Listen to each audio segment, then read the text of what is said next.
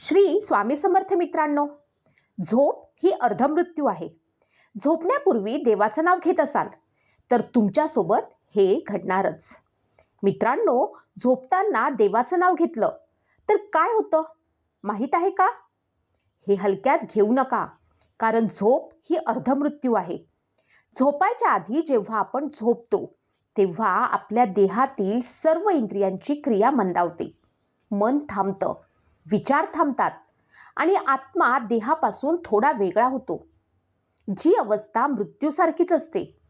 झोपेत माणूस काही पाहत नाही, ऐकत नाही, विचार करत नाही. फक्त तो अस्तित्वात आहे एवढं भान गमावतो. हीच ती अवस्था जिथे आत्मा शरीराशी असलेलं तात्पुरतं नातं तोडून विश्रांती घेतो. आणि म्हणूनच झोप म्हणजे अर्धमृत्यू, कारण ती मृत्यूसारखी शांत, निर्विकार आणि चैतन्यहीन अवस्था आहे. हिंदू धर्मात म्हटलं आहे, प्रत्येक रात्री आपण मरतो आणि प्रत्येक सकाळी पुन्हा जन्म घेतो. सकाळी उठल्यावर आपण पुन्हा त्या देहात प्रवेश करतो, पुन्हा कर्मात गुंततो. म्हणून प्रत्येक झोप हे एक सूक्ष्म मरण आहे आणि प्रत्येक सकाळ हा सूक्ष्म जन्म. झोपेमध्ये आत्मा प्राण घेऊन देहातून वरच्या लोकात प्रवास करतो. म्हणूनच कधीकधी आपण स्वप्नामध्ये मृत नातेवाईकांना भेटतो, काही अद्भुत शक्ती पाहतो. कारण ती स्वप्न केवळ कल्पना नसतात, ती आत्म्याच्या प्रवासाची झलक असते. मित्रांनो, झोपण्यापूर्वीचा क्षण हा दिवसातील सर्वात शक्तिशाली क्षण असतो, कारण तो क्षण तुमच्या अवचेतन मनामध्ये प्रवेश करतो.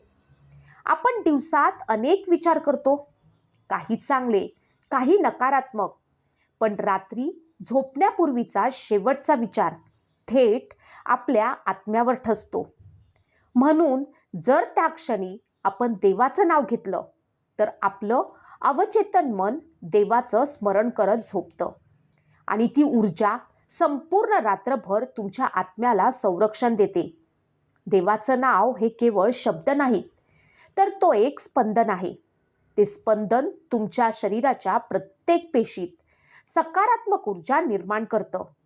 राम, कृष्ण, शिव, देवी, विठ्ठल कुठलंही नाव घेतलं तरी ते तुमच्या आत्म्याला शांत करतं. पौराणिक कथांमध्ये सांगितलं आहे, जो मनुष्य झोपण्यापूर्वी देवाचं स्मरण करतो त्याचं चित्त निर्मळ होतं, त्याचे पाप नष्ट होतात. मृत्यू आलाच तरी त्याला थेट मोक्षप्राप्ती होते.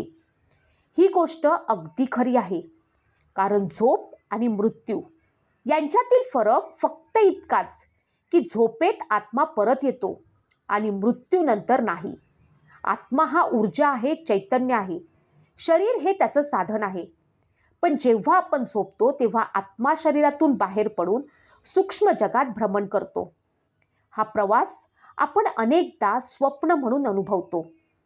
काही स्वप्न खूप खरे वाटतात, काही भविष्याची झलक देतात, कारण त्यावेळी आत्मा काल आणि अवकाश यांच्या मर्यादेपलीकडे जातो. कर्मयोगानुसार झोपेत आत्मा दिवसभरातील कर्माची नोंद ठेवतो. ज्याने चांगले कर्म केले त्याचा आत्मा शांत विश्रांती घेतो आणि ज्याने अन्याय, क्रोध, द्वेष, अहंकार वाढवला त्याचा आत्मा झोपेतही अशांतच राहतो. म्हणूनच तुम्ही पाहिलं असेल, काही लोक झोपूनही थकलेले वाटतात, कारण त्यांचं मन झोपलं असलं तरी आत्मा शांत झाला नाही. देवाचं नाव घेऊन झोपणं म्हणजे आत्म्याला आधार देणं. जणू काही तो आपल्याला परमेश्वराच्या सानिध्यात विश्रांती घेतो.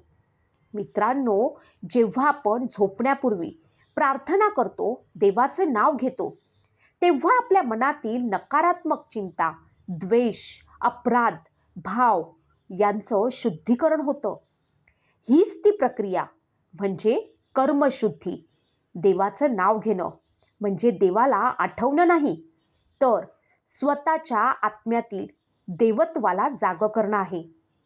हिंदू धर्मात असं म्हटलं आहे की देव स्मरणात पापनाशनम भवती, म्हणजे देवाचं स्मरण हे पापांचा नाश करतं.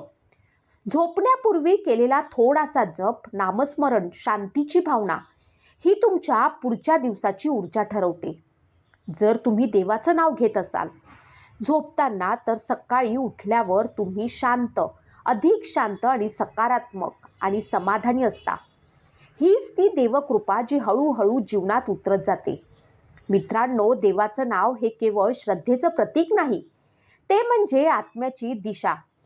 जेव्हा तुम्ही झोपण्यापूर्वी देवाचं स्मरण करता, तेव्हा तुमचं चंचल मन शांत होतं. मन शांत झालं की विचार स्थिर होतात. विचार स्थिर झाले की कर्मात सातत्य येतं. आणि हेच सातत्य म्हणजे प्रगतीचा पाया. देवाचं नाव म्हणजे परमशक्तीशी जोडलेली अदृश्य तारेची दोरी. ती दोरी जितकी घट्ट, तितकं आयुष्य अधिक संतुलित आणि स्थिर होतं. अशा व्यक्तीचा आत्मा नेहमी संतुष्ट राहतो, कारण त्याला माहीत असतं की मी एकटा नाही, देव माझ्यासोबत आहे. अशा माणसाचं भाग्य स्वतः त्याचं नाव ओळखू लागतं. आयुष्यात अडथळे येतात, पण तो डगमगत नाही. तो प्रत्येक सकाळी नव्या शक्तीनं उभा राहतो, कारण त्याने प्रत्येक रात्र देवाच्या नावात विसावलेली असते. म्हणूनच मित्रांनो, देवाचं नाव घ्या, कारण तेच नाव आहे जे तुम्हाला अंधारातून प्रकाशाकडे, अशांततेतून समाधानाकडे, शांततेकडे आणि अपयशातून प्रगतीकडे नेईल.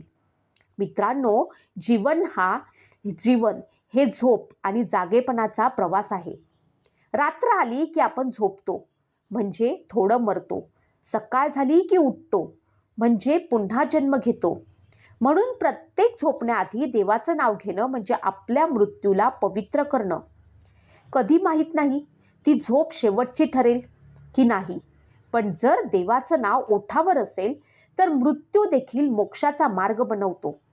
म्हणूनच मित्रांनो, आजपासून दररोज रात्री झोपण्याआधी एक क्षण थांबा, डोळे मिटा आणि फक्त म्हणा, जय श्रीराम, ओम नमः शिवाय, जय माता दी, विठ्ठल विठ्ठल. त्या एका क्षणाने तुम्ही केवळ झोपत नाही, तर स्वतःला आत्म्याच्या प्रकाशात विलीन करता. हीच खरी निद्रा, हीच खरी शांती आणि हीच खरी जागृती. मित्रांनो, आजपासून दररोज झोपण्यापूर्वी देवाचं नाव घ्या, कारण झोप म्हणजे अर्धमृत्यू आणि देवाचं स्मरण म्हणजे अमरत्वाकडे जाण्याचा मार्ग. ही गोष्ट शेअर करा, कारण कोणाचं तरी जीवन यामुळे सुद्धा बदलू शकतं. मित्रांनो, आशा आहे ही माहिती आपल्याला आवडली असेल तर एक लाईक नक्की करा. तसेच व्हिडिओ जास्तीत जास्त शेअर करा. श्री स्वामी समर्थ. जय जय श्री स्वामी समर्थ.